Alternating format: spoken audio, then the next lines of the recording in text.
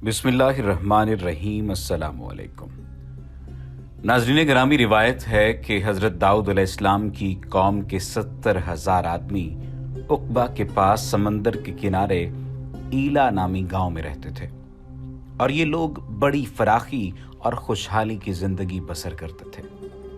अल्लाह ताला ने उन लोगों का इस तरह इम्तिहान लिया कि हफ्ते के दिन मछली का शिकार उन लोगों पर हराम फरमा दिया और बाकी दिनों में शिकार हलाल फरमाया, मगर इस तरह उन लोगों को आजमाइश में मुब्तला फरमा दिया कि हफ्ते के दिन बेशुमार मछलियां आती थीं और दूसरे दिनों में नहीं आती थीं। तो शैतान ने उन लोगों को ये हीला बता दिया कि समंदर से कुछ नालियां निकाल कर खुश्की में चंद हौज बना लो और जब हफ्ते के दिन उन नालियों के जरिए मछलियां हौज में आ जाएं तो नालियों का मुंह बंद कर दो और उस दिन शिकार न करो, बल्कि दूसरे दिन आसानी के साथ उन मछलियों को पकड़ लो।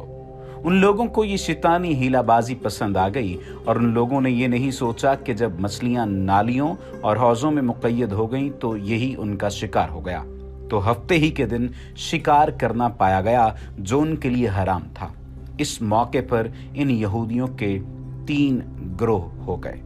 लेकिन आज की इस वीडियो में हम आपको असहाबे सब्त के बारे में बताएंगे कि जब ये 12,000 यहूदी बंदर बन गए। अगर आपने अभी तक हमारे चैनल को सब्सक्राइब नहीं किया तो सब्सक्रिप्शन का बटन दबाकर सब्सक्राइब कर लीजिए ताकि आइंदा आने वाली तमाम वीडियोस आपको मिलती रहें। नाज़रीन गिरामी, जैसा कि पहले हमने जिक्र किया है कि इस मौका पर इन यहूदियों के 3 गिरोह हो गए। कुछ लोग ऐसे थे जो शिकार के इस शैतानी हीले से मना करते रहे और नाराज व बेजार होकर शिकार से बाज रहे, और कुछ लोग इस काम को दिल से बुरा जानकर खामोश रहे और दूसरों को मना न करते थे, बल्कि मना करने वालों से ये कहते थे कि तुम लोग ऐसी कौम को क्यों नसीहत करते हो जिन्हें अल्लाह ताला हलाक करने वाला या सख्त सजा देने वाला है। और कुछ वो सरकशो नाफरमान लोग थे जिन्होंने हुक्म खुदाबंदी की एलानिया मुखालिफत की और शैतान की हीलाबाजी को मानकर सेंसर के दिन शिकार कर लिया और उन मछलियों को खाया और बेचा भी। जब नाफरमानों ने मना करने के बावजूद शिकार कर लिया तो मना करने वाली जमात ने कहा कि अब हम इन मासियतकारों से कोई मेल मिलाप न रखेंगे। चुनाचे इन लोगों ने गांव को तकसीम करके दरमियान में एक दीवार बना ली और आमदोरफ्त का एक अलग दरवाजा भी बना लिया।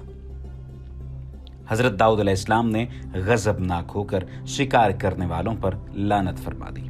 उसका असर ये हुआ कि एक दिन खताकारों में से कोई बाहर नहीं निकला तो उन्हें देखने के लिए कुछ लोग दीवार पर चढ़ गए तो क्या देखा कि वो सब बंदरों की सूरत में मस्ख हो गए हैं। अब लोग उन मुजरिमों का दरवाजा खोलकर अंदर दाखिल हुए तो वो बंदर अपने रिश्तेदारों को पहचानते थे और उनके पास आकर उनके कपड़ों को सूंघते थे और ज़ारो ज़ार रोते थे, मगर लोग उन बंदर बन जाने वालों को नहीं पहचानते थे। उन बंदर बन जाने वालों की तादाद 12,000 थी। ये सब 3 दिन तक जिंदा रहे और इस दरमियान में कुछ भी खा पी न सके, बल्कि यूं ही भूखे प्यासे सब के सब हलाक हो गए। शिकार से मना करने वाला गिरोह हलाकत से सलामत रहा और सही कौल ये है कि दिल से बुरा जानकर खामोश रहने वालों को भी अल्लाह ताला ने हलाकत से बचा लिया। इस वाक़े का अजमाली बयान तो सूरह बकरा की इस आयत में है, जिसका तर्जुमा ये है, और बेशक ज़रूर तुम्हें मालूम है तुम कि वो जिन्होंने हफ्ते में सरकशी की तो हमने उनसे फरमाया कि हो जाओ बंदर धुतकारे हुए।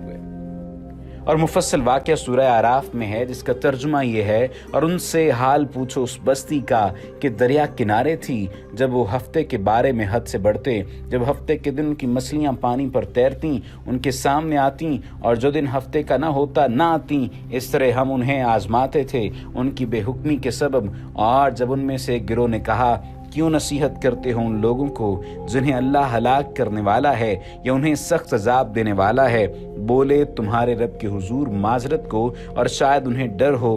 फिर जब वो भुला बैठे जो नसीहत उन्हें हुई थी हमने बचा लिए वो जो बुराई से मना करते थे, और जालिमों को बुरे अजाब में पकड़ा बदला उनकी नाफरमानी का। फिर जब उन्होंने ममानियत की हुक्म से सरकशी की हमने उनसे फरमाया हो जाओ बंदर धुतकारे हुए। बस मालूम हुआ कि शैतानी हीलाबाजियों में पड़कर अल्लाह ताला के अहकाम की नाफरमानियों का अंजाम कितना बुरा और किस कदर खतरनाक होता है। اور खुदा के नबी जिन बदनसीबों पर लानत फरमा दें वो कैसे हौलनाक अज़ाब इलाही में गिरफ्तार होकर दुनिया से नीस्तो नाबूद होकर अज़ाब नार में गिरफ्तार हो जाते हैं और दोनों जहां में जलीलो खार हो जाते हैं।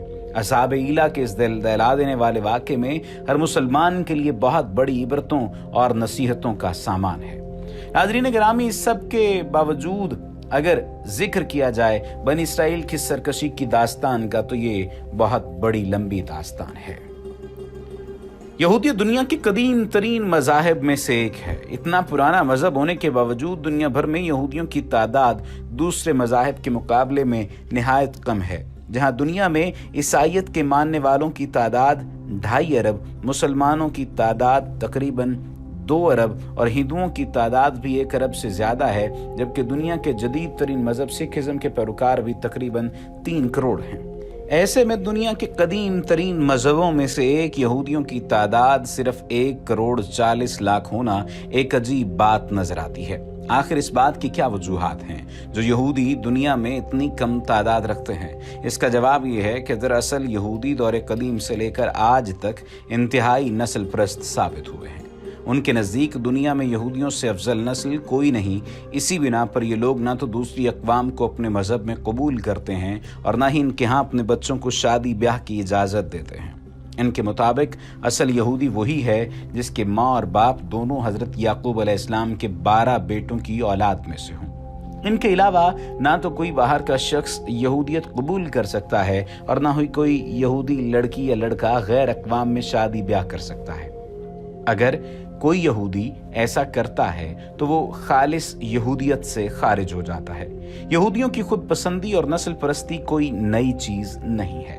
ये जज्बा उनमें इस दौर से पाया जाता है जब इस कौम की इब्तिदा हुई थी। इस ज़िमन में एक किस्सा भी मौजूद है जो दरअसल अहले किताब का है, यानी बाइबल और तालमुद दोनों में मौजूद है। इसके अलावा इमाम इब्ने कसीर ने अपनी किताब अल बदाया व निहाया यानी तारीख इब्ने कसीर की पहली जिल्द सफ़ा नंबर 454 में भी इस वाक़े का तज़किरा किया है। वाक़या कुछ यूँ बयान किया जाता है कि जब हज़रत याकूब अलैहिस्सलाम अपने अहलो अयाल के साथ सफ़र करते हुए शेखम नामी बस्ती से गुजरे तो आप अलैहिस्सलाम ने यहाँ के ज़मींदार जिसका नाम जमूर था उससे 100 बकरियों के एवज़ एक ज़मीन खरीदी। यहाँ याकूब अलैहिस्सलाम ने अपना घर बनाया और 15 महीनों तक अमनो अमान में रहे। ये वो दौर था जब हज़रत यूसुफ अलैहिस्सलाम बहुत ही कमसिन थे और आप अपने दीगर भाइयों और एक बहन दीना के हमरा इस जगह रहते थे।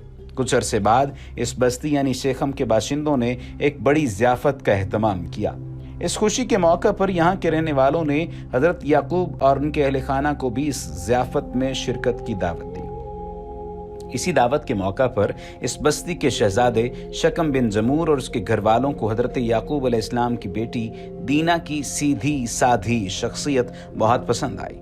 इस दावत के बाद बस्ती का हुक्मरान जमूर हज़रत याकूब अलैहिस्सलाम के पास हाजिर हुआ। उसने हज़रत याकूब अलैहिस्सलाम से इल्तिजा की कि आप अपनी बेटी की शादी मेरे बेटे से कर दें, हमारे इस वसी मुल्क में सुकून से रहें और इसमें तिजारत करें। इसके अलावा उन्होंने ये भी कहा कि आप जितना जहेज तलब करेंगे हम खुशी से देंगे। हज़रत याकूब अलैहिस्सलाम के 2 बेटे शमऊन और लावी इस बात पर बहुत चराग पा हुए कि इस गैर कौम की हिम्मत कैसे हुई कि ये हमारी आला नस्ल औरतों से शादी के बारे में सोचें। उन्होंने निहायत चालाकी से उस बस्ती के फरमारवा जमूर से अपने दादा हज़रत इसाक अलैहिस्सलाम से मशवरा करने और सोचने के लिए कुछ मोहलत तलब की। जब उस बस्ती का हुक्मरान जमूर और शहजाद शिकम दोबारा उनका फैसला सुनने के लिए आए तो लावा और शमून ने उनके सामने एक शर्त रखी कि हमारे लिए अपनी बहन की शादी एक ऐसे आदमी के साथ करना एक शर्मनाक बात होगी जिसके खतना ना हुआ हो। तो इस शादी के लिए शर्त यह है कि आप और आपका तमाम कबीला खतना करवाए।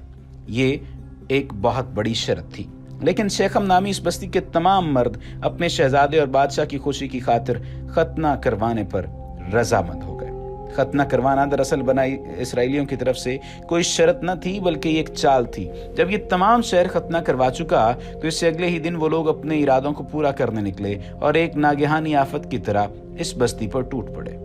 इस बस्ती के तमाम मर्द खतने के बायस दर्द में मुब्तला थे। चुनाचे हज़रत याकूब अलैहिस्सलाम के बेटों को ज़्यादा मज़ाहमत का सामना न करना पड़ा और انہوں نے بادشاہ جمور اور شہزادے شکم سمیت بستی کے تمام مردوں کو قتل کر کے ان کا مال و اسباب لوٹ لیا۔